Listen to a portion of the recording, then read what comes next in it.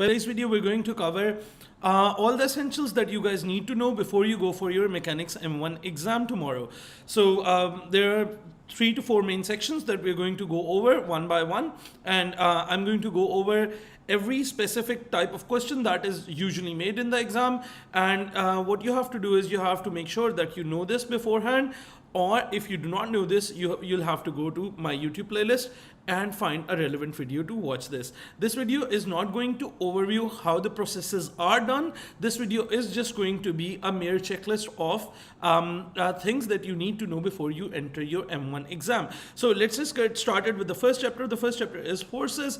So first of all, you have to know what the units of forces are. We have to know a special force, that is weight. Weight acts 90 degrees towards the ground, and you have a weight is mg, where g is 9.81 for physics students, and G is taken as 10 in M1 syllabus. So for science students, it's really important to remember this categorically, that when you're doing an M1 question, you have to make sure that you're using the value of G equals to 10. So the direction of weight is always taken to 90 degrees towards the ground. I'll come to this a little bit later on why I'm not calling it downwards, because we are going to have a specific angle towards that idea as well. So first of all, we'll learn how to break the components of a force. To break the components of a force, you have to see the angle, the component that is touching the angle is F cos theta, and the angle that is the component that is opposite to the angle is F sin theta.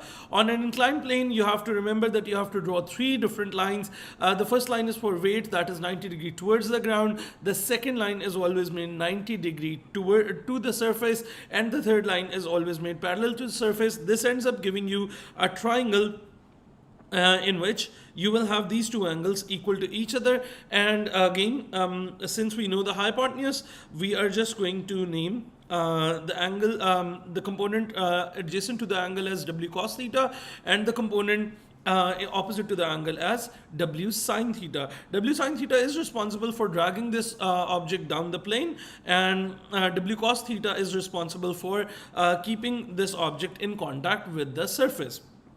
We'll come to these forces later on as well. Once you know all of these, then we get introduced to Mr. M1. Mr. M1 is basically a character that is going to help us to understand what happens when there are contact forces made on a surface. So whenever two objects are going to come in contact with each other, we'll draw Mr. M1. Mr. M1 will always be drawn at the point of contact between the object and the surface, and Mr. M1 always stands 90 degrees to the surface where the sliding is going to take place. And the most important part is the direction of the forces up, down, left and right are taken from Mr. M1's perspective. They are not taken from our perspective. Let me just go into a little bit of depth about what I'm saying over here. Is that if you're on an inclined plane like this, over here, you can see Mr. M1 is going to stand also in a slant way in the direction of where the inclined plane is going. So Mr. M1 will stand on the point of contact between the ball and the inclined plane, and he will make a 90 degree to the surface. Now once he's standing over there, you guys can see the directions up, down, left, right that we are going to take in our equilibrium conditions, or in conditions for resultant force. We are going to take up, down, left, right forces according to the perspective of Mr. M1, not from our own perspective. So that is why we did not call weight as a downward force while I was referring to weight as an earlier force. So this is the main concept, that we do not take forces from our own perspective. Instead, we take all the forces up, down, left, right directions from Mr. M1's perspective. So this is a really important idea that you guys need to know before you go into an exam. Now, first of all, whenever two objects come in contact with each other, it's very important to determine where the point of contact is. For example, on this diagram, there is a ring threaded on a rod, and a ring is being pulled downwards by two forces. One is its weight, and one is a force which is F acting at an angle of theta. Now we understand that there are two forces pulling the ring downward in the downward direction, and that is why the ring would be making a point of contact that is on the top of the rod, and this is where Mr. M1 is going to stand. In this scenario, again we have a vertical rod and there is a ring threaded to that, and we can see there are a few forces acting on the ring. One is the weight, which is acting 90 degrees towards the ground. The other is a force F, which is acting towards rightwards and downwards at an angle theta. Now, if we understand the ring, the rod is fixed and the ring is being pulled rightwards by the force of F sine theta, this makes the ring come in contact with the rod on the left hand side, and this is where Mr. M1 is going to stand, and the forces we're going to take are from Mr. M1's perspective, up, down, left and right. So you have to understand this idea in depth before you go into your exam, because later on we're going to introduce a couple of forces which, for example, the normal reaction force always acts towards the head of Mr. M1, that is always in the upward direction. So if you have placed Mr. M1 in a wrong place, you might end up getting a wrong normal reaction force. So let's start with another force. The next force that we're going to study is tension. Now, the force of tension is really important because you will be asked about tension in a couple of questions in your exam, because you will be tested upon pulleys, you'll be tested upon connected objects, and those objects are usually connected by the help of a rope or a string. And whenever ropes and strings are pulling objects, the force exerted by a string on an object is called tension. Number one. Number two, you have to understand a couple of terms that examiners use. So when the rope is slack, that means there is no force of tension. When the rope is slack, when the rope is loose, there is no tension. When you have a tight rope, the word examiner uses is a taut rope, and that means the force of tension is present in that rope. Now, for example, in this question, there are two objects, Mr. M1 and Miss S1. Both of them are pulling a rope towards each other, and due to that they are experiencing a force in the rope. Once you understand that the rope is taut, there will be a force of tension present, and now comes the discussion for what is the direction of tension that you're going to take. This discussion is really important because examiner is going to change this during an advanced question. So for direction of tension, always remember that the direction of tension is always taken away from the point of observation. It is always taken away from the point of observation, and the point of observation is mentioned in the question. And in advanced questions, they keep point of observation at one point in one part, in the first part, and as you move to the second part, the point of observation is changed to another part, another point, and with that the direction of tension also switches. So we will go through that question in a bit. And so in this diagram, we can see for Mr. M1, the tension is acting in the rightward direction. For Miss S1, the tension is acting away from Miss S1. So the tension is always away from the point of observation. So you're going to have to figure out where the point of observation is. The question will be mentioning it in one way or another, and you're going to point tension away from the point of observation. Now, we have two really important scenarios over here that I always discuss. So this is a very common diagram that you will see in M1 questions, and there are basically two of these diagrams which students often mix. In the first diagram, this point F is a fixed point, whereas in the second diagram, I'll show you, this point is a slidable ring. Now the difference this makes on our treatment to these questions is, if this point is a fixed point, if F point is a fixed point, do remember that this breaks this rope into two parts, TA and FA and FB. So there are two separate tensions, TA and TB, in both parts. So if point F is fixed, TA and TB are all different. There is only one exception: if it's making an isosceles triangle, if the length of FA and FB are equal, only then TA and TB are equal to each other. Otherwise, except for that exception, if point F is fixed, doesn't matter how the diagram looks, TA and TB are going to be two different forces. On the other hand, if there was a ring instead of a fixed point, if there was a ring R on which is slidable to the string on this point R, in this case, doesn't matter what the shape of the diagram is, doesn't matter what the length of each string is, the tension is always going to be equal in both sides. The tension is always going to be equal on both sides. So do remember this fact. If in this diagram, this point F is fixed, these two tensions are not equal to each other. If there is a ring over here, these both of these tensions are going to be equal to each other. Then we move on to the discussion for pulleys or pegs. In pulleys and pegs, it's really simple to remember. The tension is always acting towards the pulley. Tension is always acting towards the pulley, and it's always equal on both sides. It doesn't matter on the shape of the diagram. It doesn't matter on the masses of the objects. It doesn't matter whether the pulley system is stationary or it is moving with some acceleration. So in pulleys, the tension is always equal and towards the pulley. It does not depend upon the weight of the boxes, shape of the setup, or whether the objects are moving or are at rest. So this is one thing that you guys have to remember. The only exception to this case is if they make pulley as a point of observation, which is in fact the case in one or two past paper questions where they have asked you the force exerted on the pulley.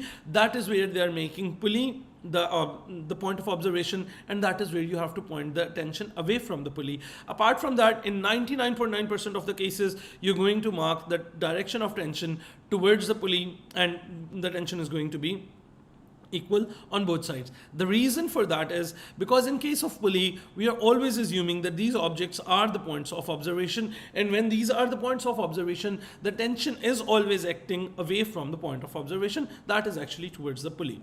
So this is all that we need to know about pulleys.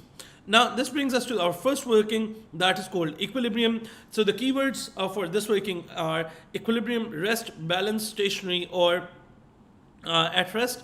Whenever these terms are being used, you're going to use these two conditions. Upward forces are equal to downward forces, and leftward forces are equal to rightward forces. So there are a couple of easier questions with that. Whenever you get a diagram, never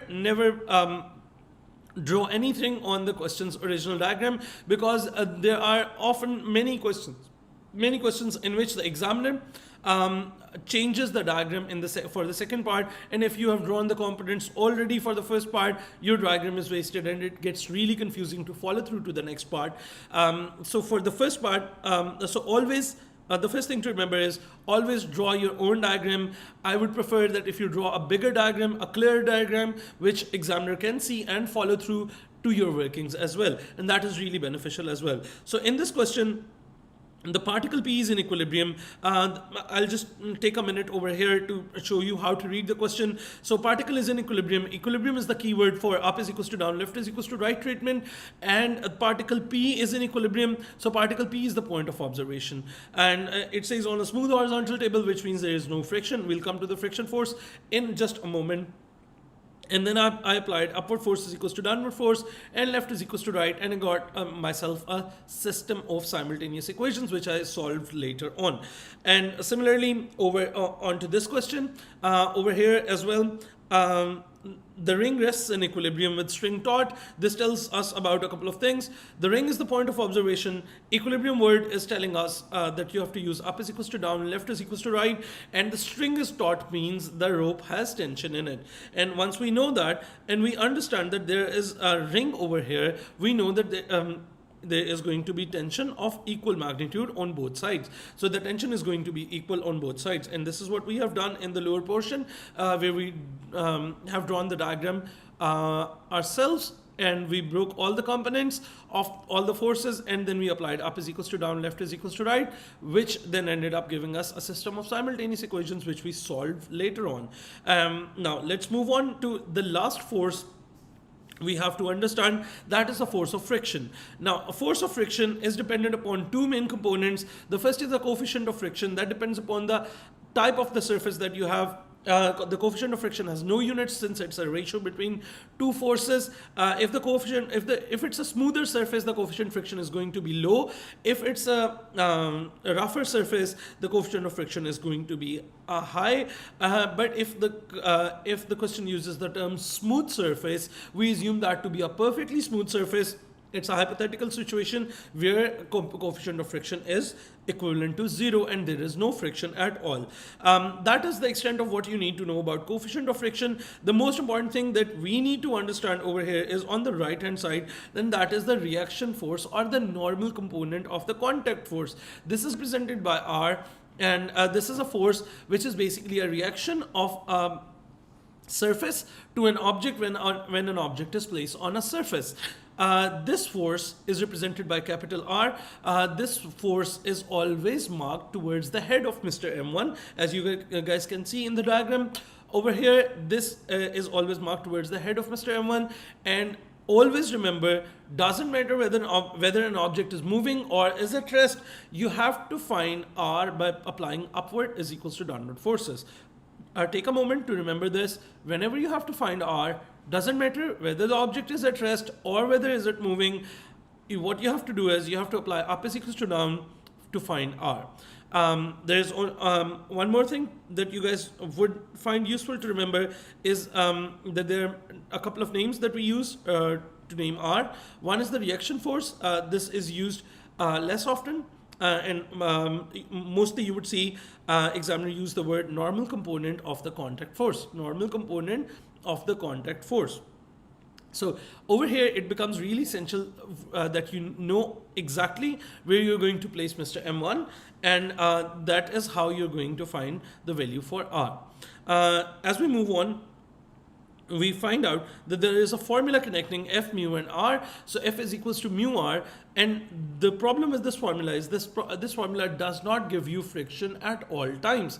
This formula can only be used if the object is about to move, it is in the limiting equilibrium, or it is actually moving. So you cannot use F is equals to mu R if the body is at rest, because the formula F is equals to mu R does not give you friction at all instances. It just gives you the maximum friction. And the maximum friction we understood by this experiment that maximum friction is only acting when the body is about to move or when the body is actually moving. So you can use F is equals to mu R only when there is limiting equilibrium, the body is about to slide, or when the body is actually moving or sliding.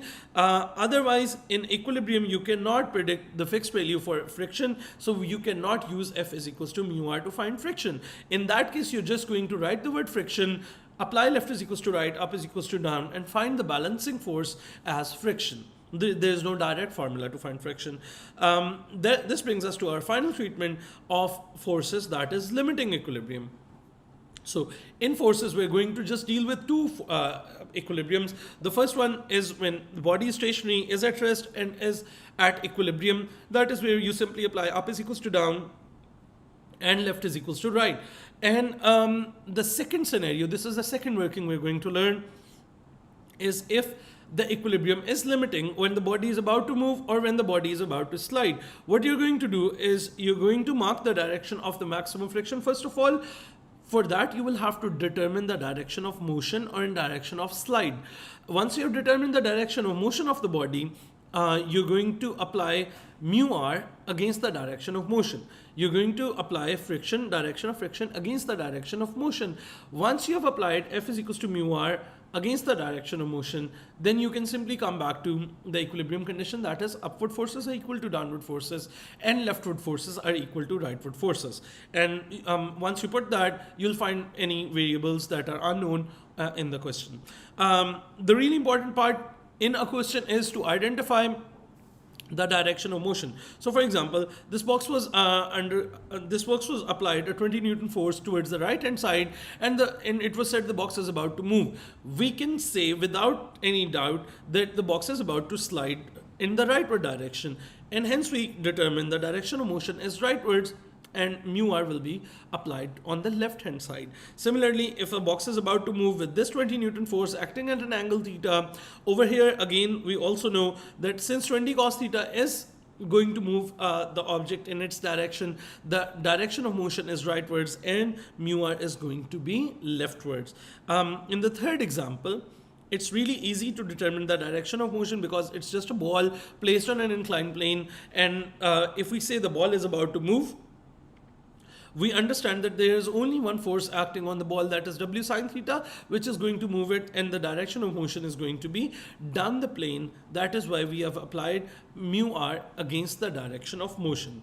But there are some cases where you are not sure about, you cannot determine the direction of motion. This is one of the cases, and these are really popular in past papers. And over here, the problem is there is a force F pulling the ball upwards, and the weight is pulling the ball down the plane. The W sine theta force is going to pull the ball down the plane. Now, if the question says the ball is about to move, we are unsure about the direction where the ball is about to move towards, because if the force F is bigger, the ball is going to move upwards. If W sine theta is bigger than F, the ball is going to move down the plane. So in this question, we cannot determine the direction of motion. So in such a scenario, there are two types of questions that examiners will set. First one is a smaller question in which the question will tell you the direction of motion, and it will be a 4-mark question. The second question will ask you to find two values for the unknown when this system is in limiting equilibrium.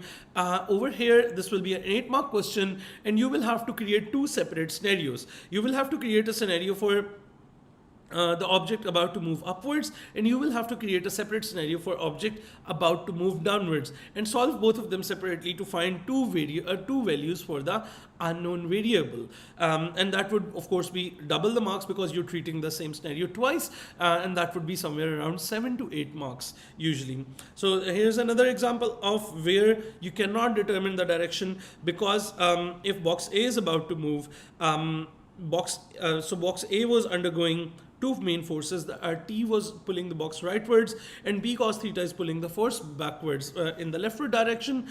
If T is bigger than P cos theta, in that scenario, box is going to move rightwards. If P cos theta is bigger, the box is going to move leftwards. Again, you're in the same scenario where if the question tells you the direction of motion, it's going to be a 4 or 5 mark question. But if the question asks you for two values of P or two values of T, in that scenario, you will have to make two separate diagrams. You will have to make two separate scenarios in which the first scenario will be the box is about to move rightwards, and the second scenario is going to be the box is about to move leftwards. And you will separately solve both of the scenarios and find two values of the unknown. So these are a couple of ideas that we can relate over here. So there are a couple of questions that I've done after that. Please make sure that you go through a lot of practice about these ideas, because what I'm doing right now in this video is just explaining that you have to know these ideas. This is just a checklist of ideas that you have to know. Make sure that you have undergone extensive practice before sitting in the exam. Once we've done this,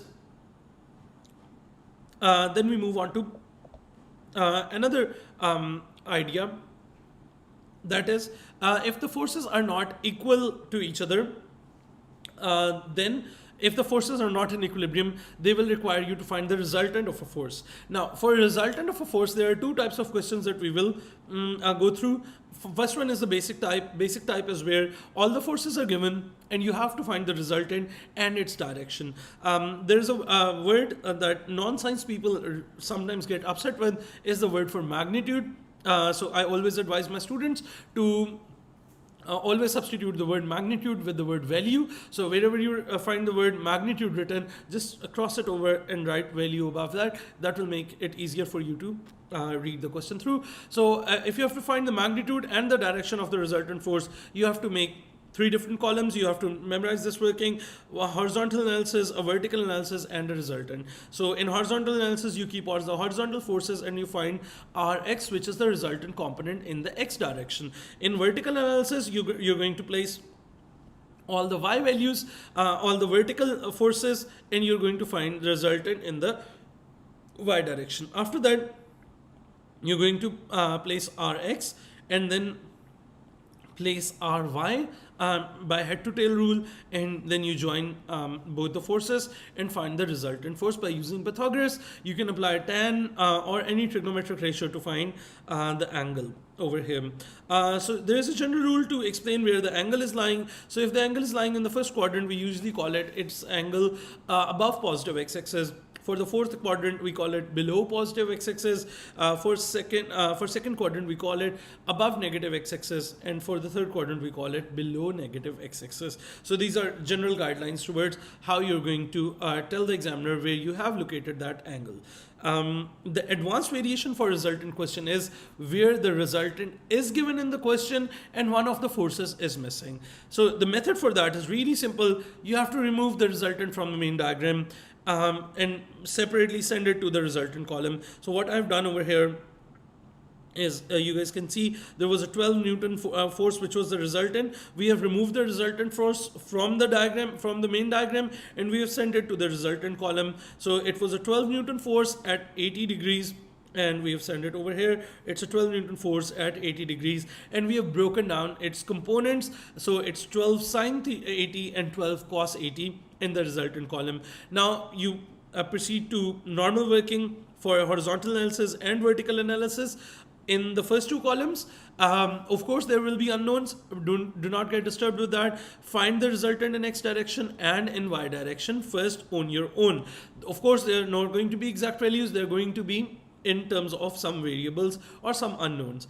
Once you have done that, equate the Rx resultant in the x direction and Rx component that was given in the resultant equal to each other. Similarly, do the same with Ry. And you will have two equations, and you can solve those simultaneous equations and find the final resultant. So remember that there are two main workings for resultants. Number one is basic, where you have all the forces and you just need to find the resultant force.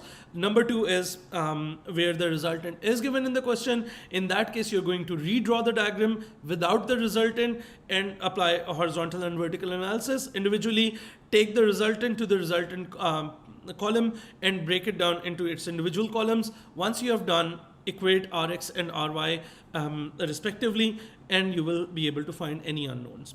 The last component that we're going to do for forces is a component for inequalities of rest and motion. So in case they require you to make an inequality or to show an inequality, there are two ideas that you have to understand.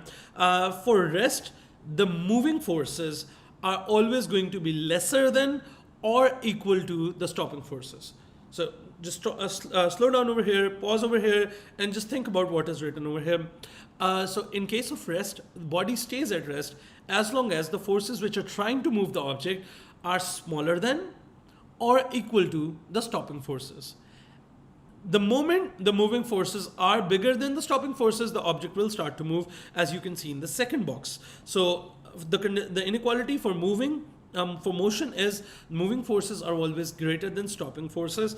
So do not try to remember these things in terms of friction and these things. I would rather recommend you to remember these things in terms of moving forces and stopping forces. So because every scenario is different, in every scenario, you will have to think which force is trying to move this object and which force is trying to stop this object. So if the moving forces are less than or equal to stopping forces, the object will stay at rest.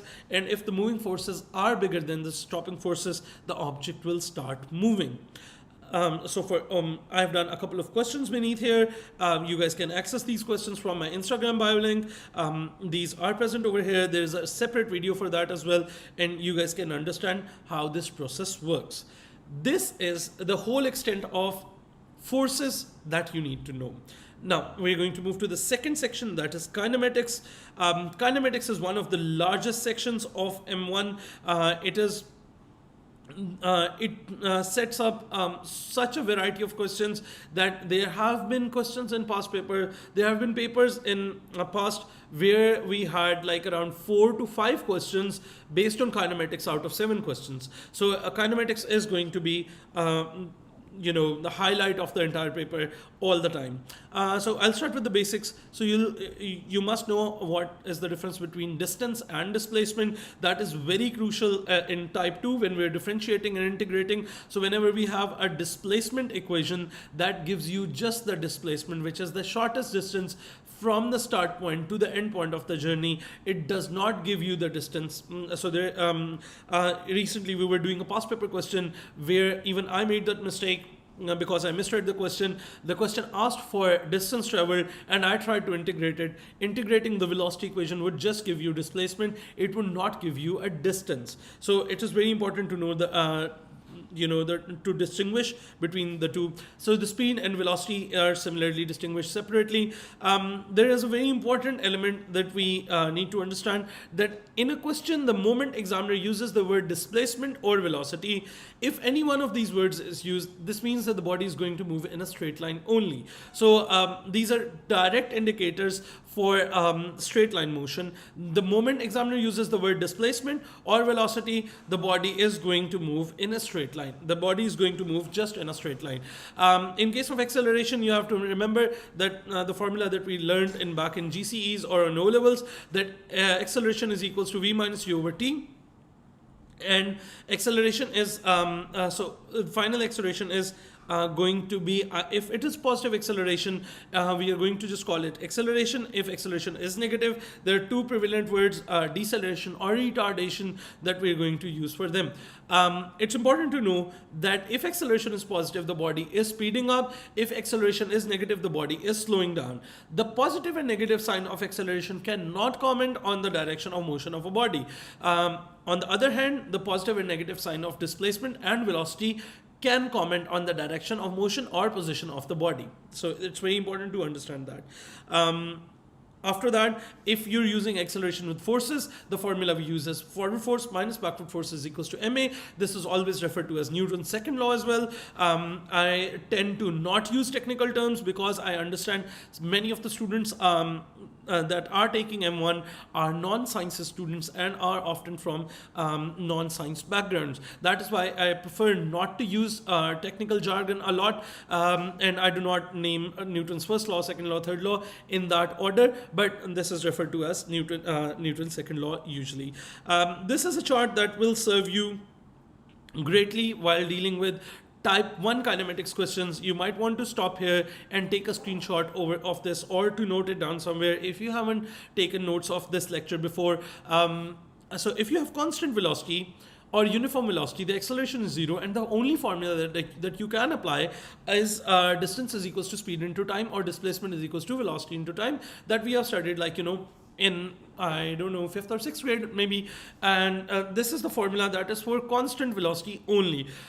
Many students tend to make this mistake, that they try to apply this formula when the velocity is changing. So first thing that you remember by heart right now is you cannot apply this formula, distance equals to speed into time, if the velocity is changing. If the speed is changing, you cannot apply this formula. The second scenario, on which most of the questions are going to be set upon, is constant or uniform acceleration. You have to remember there are some cases which we have to memorize where acceleration is constant. Is if the examiner uses the word constant or uniform acceleration, that is obvious. If two objects are moving on a pulley, if two objects are moving, or if any object is moving on an inclined plane, it is for sure 100% known that the acceleration is going to be constant. The fourth one you have to remember separately is in case of free fall. Before you jump on to conclusion that anything is in a free fall, stop there for a second and make sure that it satisfies two conditions. For an object to be in free fall, it has to be in air, number one, and the only force acting on a body should be weight. So if an object is falling in air and there is air resistance acting on it, we are not going to call it free fall. Remember that. So free fall is a term only referred to a fall where the body is in air and the only force acting on the body is weight. So that if two conditions are fulfilled, then we know that the value for acceleration is either going to be positive 10 if the body is speeding up, which is when bodies are falling down, or acceleration is going to be negative 10, which is when the body is slowing down, when it is going upward direction. If that is the case, you can use these equations of motion. V is equals to u plus at, s is equals to ut plus half at squared, 2as is equals to v square minus u square. I've skipped one of the equations of motion over here. S is equals to vt minus half at square. That is used very rarely, but I've recently come across a past paper question which was easily handleable if a student knew S is equals to Vt minus half At square. So that is another equation of motion that you might need to remember. And after that, we have a couple of examples. There are a few rules that I want you guys to remember for equations of motion. So there are two very important things which are associated with a positive or a negative sign. The first one is acceleration. In case of acceleration, you have to start at initial velocity. You have to start at initial velocity point, and at initial velocity point, you're going to observe that right after the experiment starts, if the body is just about to speed up, the acceleration is going to be taken as positive 10. If the positive value, or if the body is about to slow down, the acceleration is going to be taken as negative. And that is how you're going to assign the value of positive or negative. So you have to understand that in the entire equation of motion, doesn't matter what happens afterwards, what you have to understand is the acceleration is always taken at the initial speed. So at initial speed, if the acceleration is positive, it is taken positive for the whole journey, even if the body slows down later on, because the equation of motion will adjust to itself later on as well, now, as long as the acceleration is constant. In case for displacement, you have to mark an arrow from the start point to the end point of the journey and label it as displacement.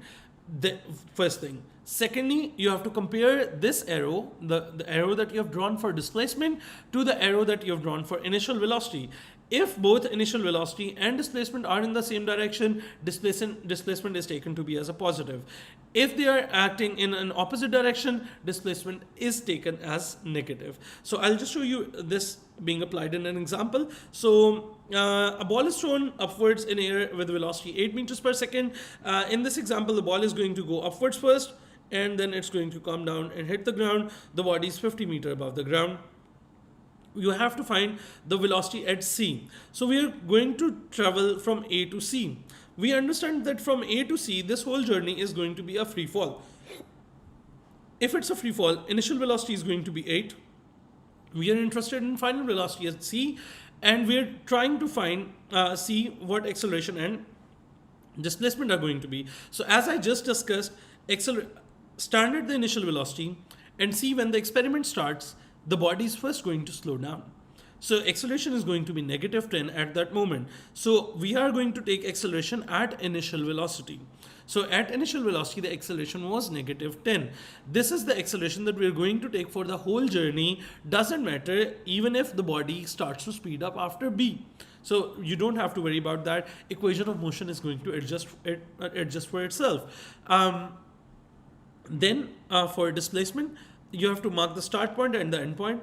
Mark an arrow from the start point to the end point and mark it as displacement. So this displacement is 50, but since the initial velocity arrow is acting upwards and the displacement arrow is not aligned with that, we're going to take displacement as negative 50 and then apply 2as is equals to v square minus u square, and you will be able to find the velocity at C. So this is a very important idea that you guys have to remember, how to assign positive and negative signs to acceleration and displacement while using equations of motion. Then there is a concept in kinematics of time delay. So sometimes what they do is they tell you there are two particles. The first particle starts moving up in the upward direction with 40 meters per second. Q was released 2 seconds later than P. Now there is a problem with what value of time are we going to assign. So if the time for P is, the first particle was T, the second particle started moving late. Since it started moving late, its time of motion is lesser. That is why you're going to do T minus 2. So again, let's slow down and understand what I've just said. If two particles have started moving one after another, equations of motion will require time of motion. Equations of motion will require time of motion from you guys. And for equations of motion, we're trying to figure out what time of motion is. If for the first particle the time was t, for the second particle, since it started moving later on, its time of motion is going to be lesser than the previous particle. So it will be 2 seconds smaller. The time of motion for the second particle is going to be 2 seconds smaller than the time of motion for the first particle. So that is why we're going to do t minus 2. In case the question defines time as a time from the perspective of the second particle. So for example, if the time for q was taken as x, the time for p would of course be 2 seconds more, and it would be taken as x plus 2. So this is the idea that we're going to follow over here. And there are a couple of examples after that I have done. Please go through those examples in the playlist, and that will make things quite easier for you. In case of Pulleys, there is just one question that I always make my students go through, and that contains almost all the variations that there are to know about Pulleys. Is that first of all, examiner will always ask you that when a system is released, it starts moving, find the tension and acceleration in both the particles. So tension in the string and acceleration of the both particles. What you have to do is you have to apply forward minus backward is equals to ma, Newton's second law, on both of the particles. Once you do that, you will have a simultaneous equation system in T and A. Solve those simultaneous equations and you will get the value for acceleration and tension in the string. After that, examiner will ask you find the velocity with which B reaches the ground. You're just going to use equations of motion for that. And after that, examiner will ask the next question, which is really important, is find the maximum height reached by A. Now, when B moves downwards, in this example, B moves 2 meters downwards to reach the ground, A will move 2 meters upwards. And so many students who are not really mature in this idea would say, oh, the maximum height reached by A would be 4 meters. But that's not the correct case. The correct case is that when B reaches the ground, B is moving with a velocity that we found in previous part, which is 3.16, and B is moving with 3.16 in the downward direction. At the same point, A would be moving upward in the upward direction with the velocity of 3.16. Now, we have to consider that B stopped because of the ground. There was ground in front of B, and due to impact, B stopped. But there is nothing in front of A. A is still going to move under inertia in the upward direction for a little while. And in that little while, the string is not going to stay taut. It will become slack, and particle A would move upwards. Particle A would move upwards in a free fall for a while. So for free fall, we will know that initial velocity is 3.16, and when it will reach its maximum height, the acceleration would be a final velocity is 0. Since it is in free fall and it is slowing down, the acceleration is -10. We use this data to find the displacement that it covers under free fall, that is 0.5. And now for this case, you can understand that the total height that it has covered in upward direction, the total height it has attained in the upward direction from ground is 4.5. There are a couple of variations that examiners create from the same working are as follows. If they ask you from the maximum height, you have to calculate the maximum height from bottom till the top, that is 4.5. If they ask you the distance traveled by A to reach the maximum height, then you start from the starting position of A to reach the maximum height, that would be 2 plus 0.5. And if they ask you the total distance traveled by A till it comes to rest again, so A would go upwards, that would be 2 meters, then it would go 0.5 upwards, and it will reach its maximum point, but it cannot stay over there because the string is slack. It will start moving backwards, and it will come 0.5 downwards as well. So it will be 2 plus 0.5 plus 0.5, and that would give you 3 meters as the final answer. Same question can be set up in terms of time as well. For example, examiner can require you to find these times. The process is exactly the same. You just have to realize that the first portion is under constant acceleration due to the string. The second portion is due to the free fall motion that A has to go through. And this is the extent to which pulleys will be tested.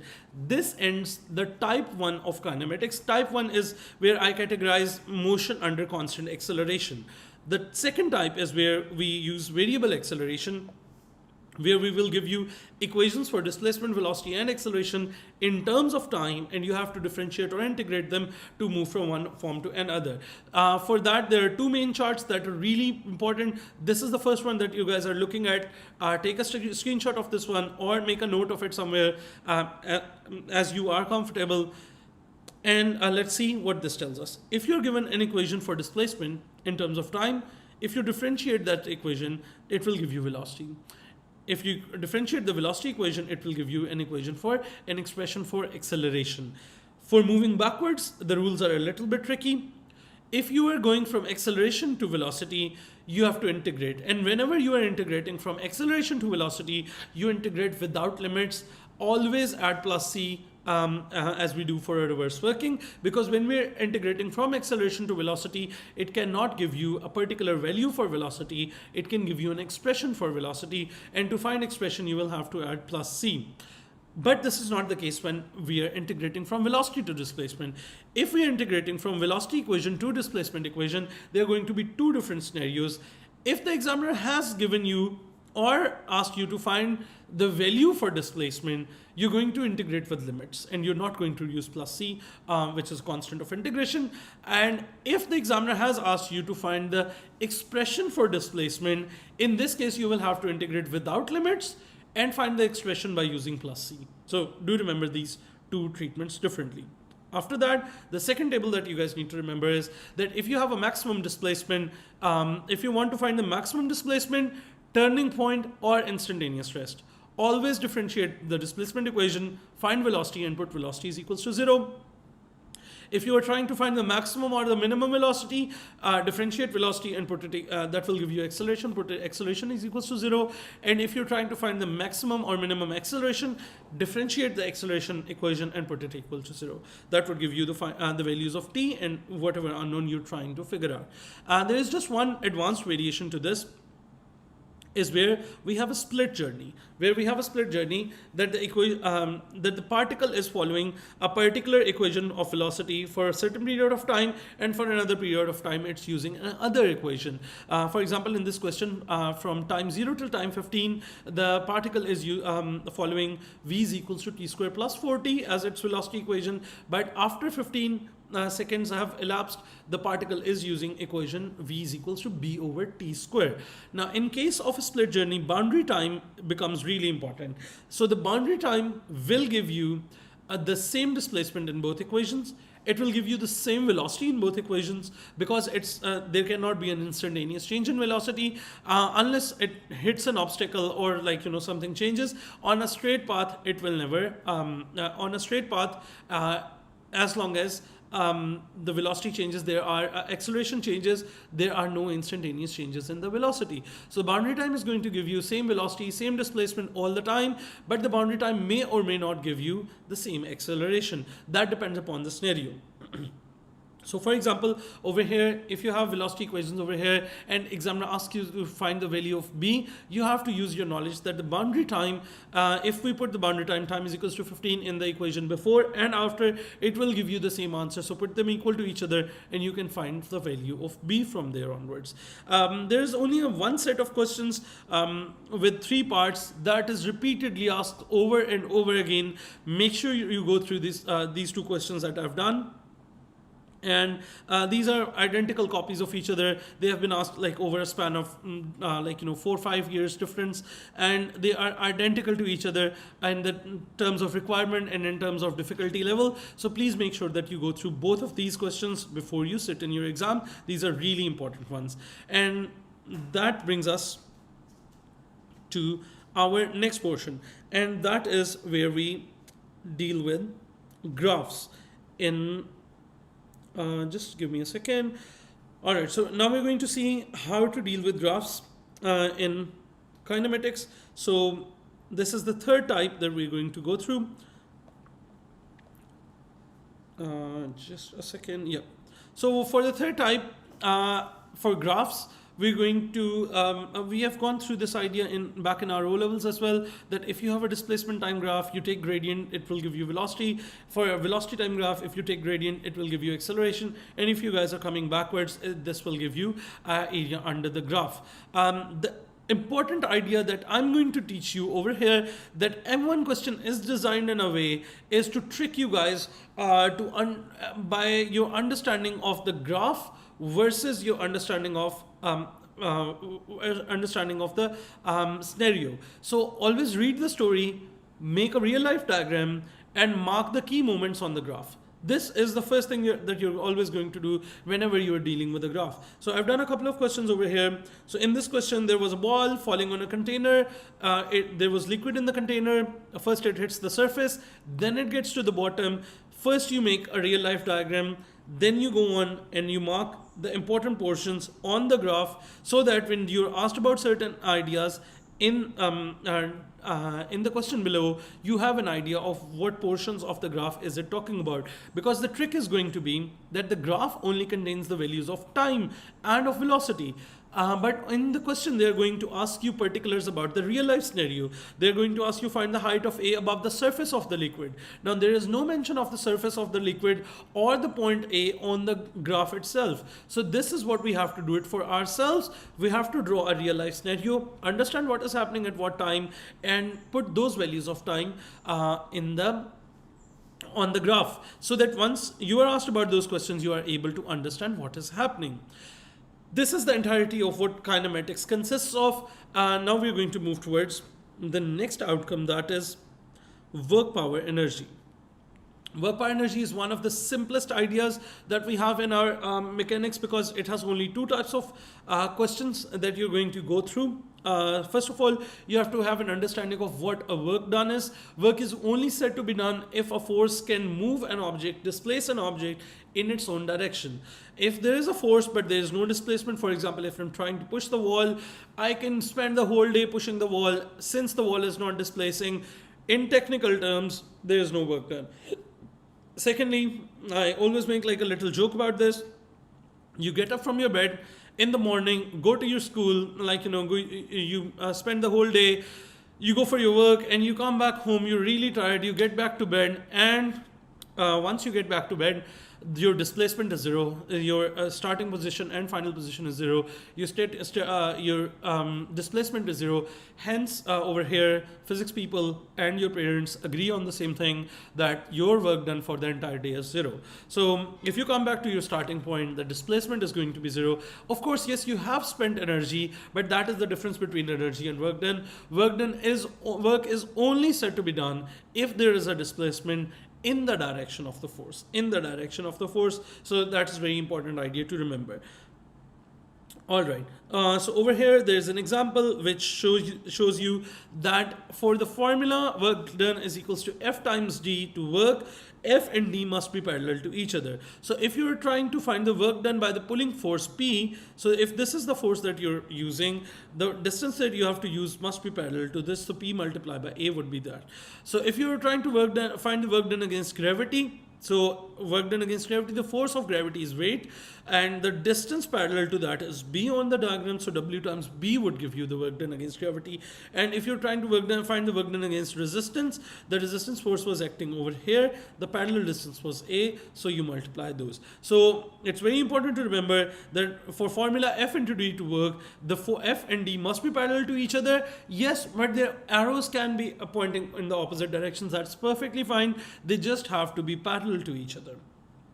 All right, and then we have to talk about energies. There are two types of energies that are tested in the syllabus. It's a gravitational potential energy or a kinetic energy of an object. You have to know the formulas, you have to know the units, and as we move on, we understand the concept of power. Power is rate of change of work done, that is work done over time. So this formula is not used quite often in the exam, but I've seen recent papers where this was tested. So make sure that you remember the formula for definition of the power. Power is work done or energy divided by time. There is also another formula which is mostly used. Power is equals to F times V. We're going to come to this later on in a minute. There are two major units for powers that are used. One is watts, and the other is joules per second. Both of them are same, so do not get tricked by that. So watts or joules per second are both units for powers. Those are same, but kilowatts are not the official units for power. If you have 20 kilowatts, you cannot use that in any formula. You have to convert it into 20,000 watts first and then use it in the formula. So that is one very important thing. Now, for work power energy, I think this screen is the most important screen that you have to remember. So let's start with that idea. So there are four main formulas that use the alphabet F, and all four formulas have different ideas of what F is. So for the first formula, F is equals to ma. Many of you can identify it as Newton's second law.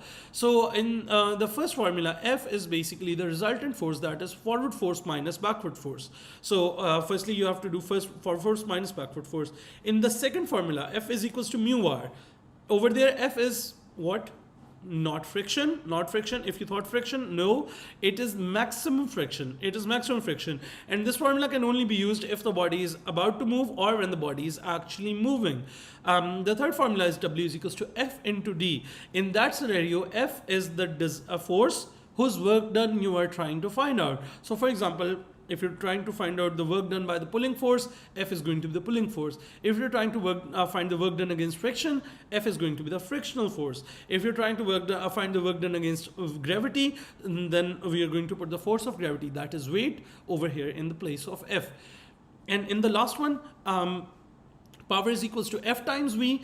F is the driving force. F is the driving force of the object. Now, there comes a confusion between two ideas. What is the difference between a forward force and a driving force then? So there is a distinguishable idea between both of them. Forward force is any force that is acting in the direction of motion. Forward force is any force that is acting in the direction of motion. We will call it a forward force. And driving force is if you take all the forward forces and take away all the weight or take away the weight or any components of weight that are present from those forward forces, that will leave you with the driving forces. Because driving forces are usually considered as external forces, weight is an internal force of an object. It is not considered a driving force. So for example, if our body is falling through air, and you did not push the body on its way down, just release the body downwards and it's just moving downwards due to its weight and no other force is there, then the forward force acting on the body is weight, but the driving force is going to be zero. So if you take all your forward forces and take away weight or components of weight, which is W sine theta, W cos theta, just pick them away and the remaining forces are left as driving forces. Remaining forces are left as driving forces. So if a ball is falling in the air, the forward force is weight, but the driving force is nothing, because you take away weight from there and there is no force left. Similarly, if a ball is rolling down with P force acting, so the forward force is P plus W sine theta. If you take the component of weight away from that, that would give you the driving force. It's very important to distinguish between driving force and forward force, because that brings us to type 1 of work power energy. For type 1 of work power energy, you're going to use there are two main ideas. Firstly, the keywords are, the question will be talking about forces, power, acceleration and velocity. Forces, power, acceleration and velocity. If these four things are being talked about in a particular part, this is used, this is what I call type 1 for work power energy. All you have to do is you have to apply two formulas at the same time. Forward minus backward force is equals to ma, which is Newton's second law, and power is equals to driving force into velocity. All right, and once you've applied that, and do not apply them one after another, apply them simultaneously, because we never know which one contains an unknown and which one is going to give us a value. So over here in this scenario, we have applied forward minus backward is equals to ma, power is equals to driving force into velocity. Second equation gives us the value of driving force, put it into the first equation, and you're able to find the unknown. So the first type is really easy. All you have to do is you have to look out for these keywords: forces, power, acceleration and velocity, and if those keywords are there, you can simply start working with that. The most difficult question is this one. You can take a screenshot of this, or you can go to the video and watch how I've solved this. This is a really nice question where there are two variables. You have to do the entire process twice, and there is a simultaneous system at the end, and you have to find the value of P and R. Once that is done, that brings us to type 2 of work power energy. Type 2 of work power energy is used whenever the keywords are work done or energy of any sort is used. Work done or energy of any sort is used. You're going to use a before-after scenario. Body is going to be moving from one place to another, and once that is the process, once you're in this process, what you're going to do is you're going to apply before is equals to after. In before column, you take three energies: potential energy in the beginning, kinetic energy in the beginning, and work done by the driving force. In the after column, you're going to use potential energy at the end, kinetic energy at the end, and work done against the friction. Work done against the friction. Yes, it is a distorted form of conservation of energy, but this, I find that students find this really useful and really easy when applying this. Okay, so questions based on type 2 range from 2 marks to 9 marks. What does that mean? If it's an easier question, if it's a 2-mark question, most of the things are going to be just 0, 0, 0. So there will be no driving force, there will be no friction. So mostly things are going to be 0, and it's going to be a smaller question. If there are components which are to be found in all the 6 components over here, and you have to find other things as well, then of course the marks are going to inflate, and these questions go up to 9 marks. I will encourage you guys to go through one of my work power energy marathons and go through a lot of questions before sitting in the exams. Yes, this process is really simple. Yes, this process is really easy, but it's not comfortable if you have not seen a lot of questions being done with this process before. Now that brings us to our last part of the syllabus, and that is also a newer part in our syllabus. It was added in 2020. It is momentum. So firstly, I will address to sciences people, sciences students. The momentum that we discuss in M1 is significantly less than the amount of momentum topic that you discuss in your physics paper 2 in A levels. So make sure that you know this fact, and you prepare both the subjects accordingly. So momentum is just product of mass and velocity. Its formula is momentum is equals to m into v. Units are kg meters per second. So there is an important idea that is very important, is that it is very sensitive with the direction of velocity. So if you're taking the rightward directions as positive directions, so if I'm taking this 2 meters per second as positive, I have to take this 7 as negative 7. So you have to understand this idea. Whenever there are collisions, the total momentum is conserved. What that means is total momentum before the collision and total momentum after the collision must be equal.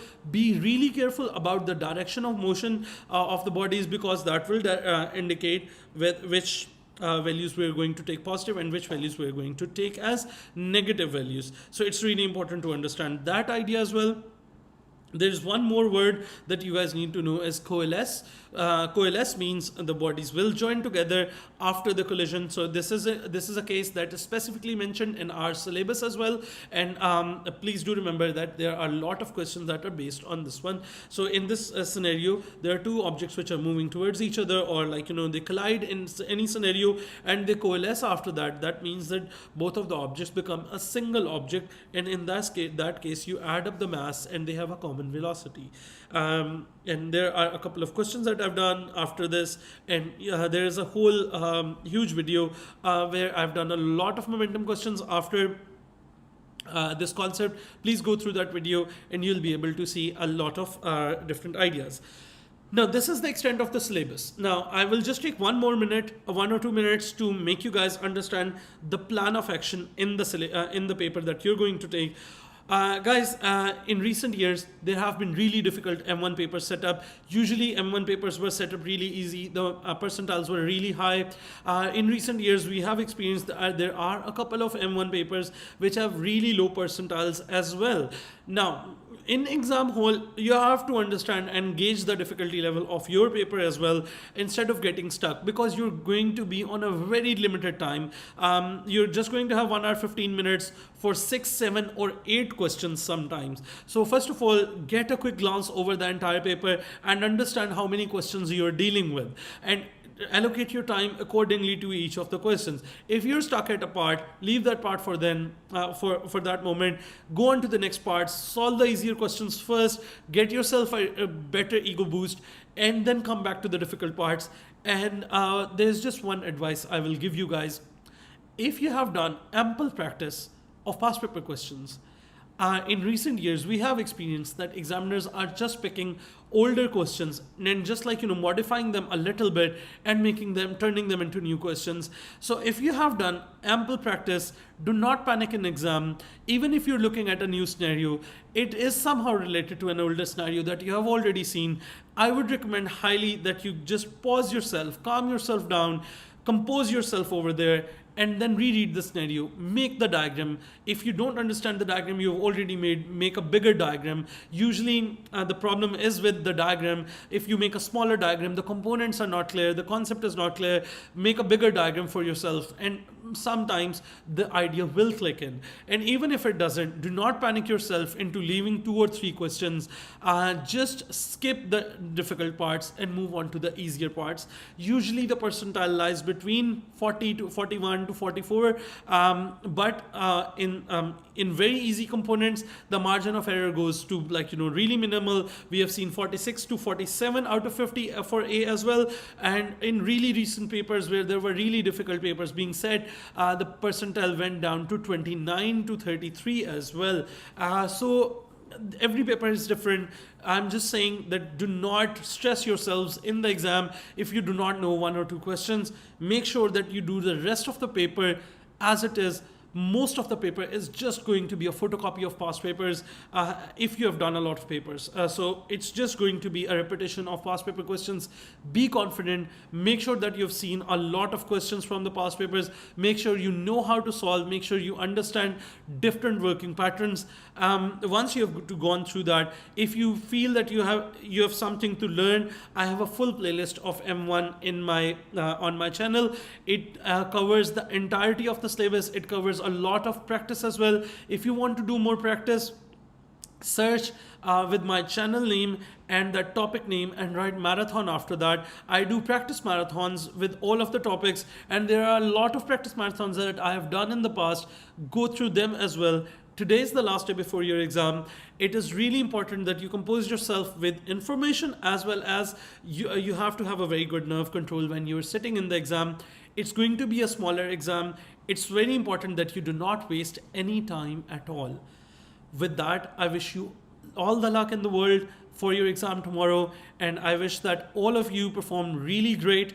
And if you have any questions, any queries that you want, please ask in the comment box below. If you like this video, please share it with your friends so that they can benefit from this as well. And do remember, be in your prayers. Thank you so much. I'll see you in the next video.